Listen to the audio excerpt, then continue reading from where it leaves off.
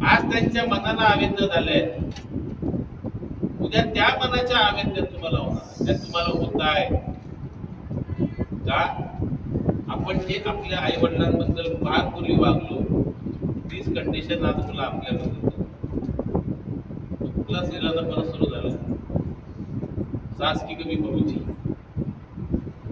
त्याच्यामध्ये तुलसी विराणी जास्त दिसते, तो हिरो हिरो दिसतो. काय वाचा चांगली गोष्ट. चक्रापासून तुम्ही जपू शकत नाही.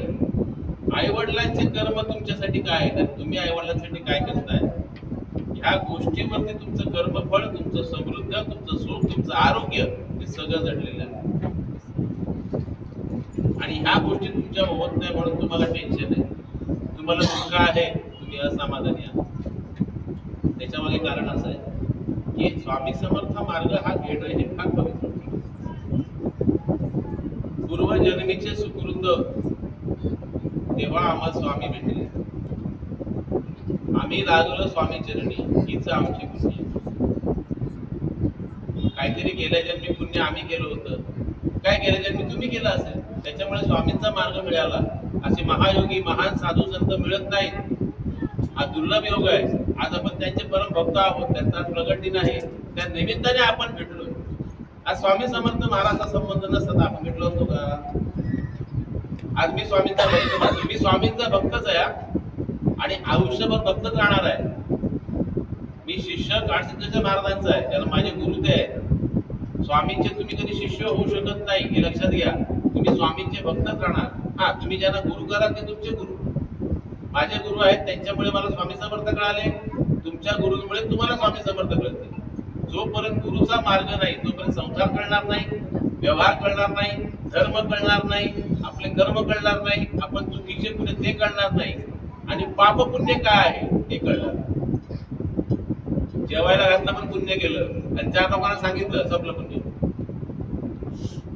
एखाद्याला अशा शब्दात बोलला त्याचं मन दुखलं, पाप. विनाकारण एखाद्याला आळ घेतला, एखाद्याला फसवला, पाप. विनाकारण एखाद्याला मारला, छळला, पाप. एखाद्याला फसवला पैशाच्या बाबतीमध्ये, पाप. विनाकारण एखाद्या मनाशी खेळून त्याला दगाबाजी केला, सगळ्यात मोठं पाप. आणि त्याच्यामध्ये सगळ्यात मोठं पाप की एकाबरोबर प्रेमाबरोबर राहिला, विश्वास जिंकला तर त्याला फसवला, ते तर सगळ्यात मोठं पाप. हे पाप आणि पुण्य आहे. एखादी गाडी चालली, गाडी खाली साप मेला, काय झालं? गाडी खाली साप मेला, पाप झालं की पुण्य झालं? कसं काय पाप झालं? मी तुम्हाला प्रश्नातलं उत्तर ना उत्तरातला प्रश्न विचारतो, पाप कसं काय झालं? पाप असतं, गाडीला माहिती की आधी मरणार आहे, नव्हतं माहिती. सापाचं मरण येणं आणि गाडीला हा विषय गेला, तो व्यवहार झाला आणि तिचा खेळ झाला. सापाला मुद्दाम कोण मारेल का? मुद्दाम पिढ्यातला साप काढलाय, त्याला दूध पाजून त्यालाच मारलं, ते पाप झालं. कळत न कळत घडलेल्या गोष्टी पाप मानू शकत नाही, पण तो पण तिथे मरणार होता, तुझी पण तिकडून जाणार होता.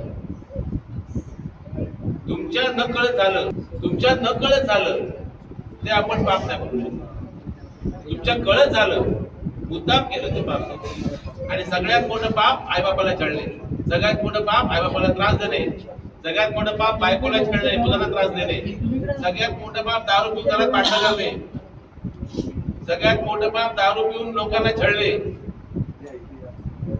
जुगार खेळणे, गांजा चरस पिणे, सगळ्यात मोठं पाप. कारण तुम्ही माणसांना निघून जाता.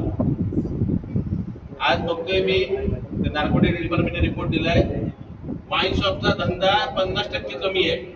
लोक दारू पिणारे सोडून गांजाच्या जोडायला लागले का? स्वस्त आणि सुट्टी नशा आहे. पण तुमच्या ह्या नशेमुळे तुमच्याकडून वाईट कृत्य घडत आहे आणि ते पाप कुशल होत आहे, ते छालन होत नाही. त्याचं ते सर्व वाईट गोष्टी आहेत आणि ह्या सगळ्या तुमच्या शरीराला बोकळून टाकणार आहे.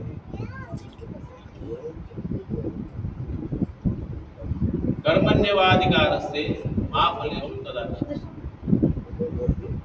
भगवद्गीतेमध्ये भगवंताने हे सांगितले, तुम्ही कर्म करत राहा, फळाची अपेक्षा ठेवू नका, पण कर्म चांगलं करा आणि निरपेक्ष करा. 2 कर्म आहेत.